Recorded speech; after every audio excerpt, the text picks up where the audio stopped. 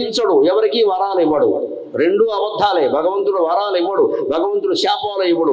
దేవుడు మనకి అవకాశాలు ఇస్తాడు. దాన్ని శాపం చేసుకుంటావా వరం చేసుకుంటావా నీ మీద ఆధారపడి ఉంటుంది. ఒక అవకాశం ఇస్తాడు, దాన్ని వరం చేసుకుంటావా శాపం చేసుకుంటావా. నీకు మాట్లాడే అవకాశం ఇచ్చాడు, చక్కగా మాట్లాడితే 10 మంది పిలుస్తారు, వంకరగా మాట్లాడితే పంపించేస్తారు, మళ్ళీ గెలవరిక. అంటే నీకు అవకాశం ఇచ్చాడు, నువ్వు దాన్ని వరం చేసుకుంటావో శాపం చేసుకుంటావో నువ్వు నిర్ణయించుకో. అంతేగాని దేవుడు దయాన్ని ప్రతిదానికి తోసేక్కలేదండి.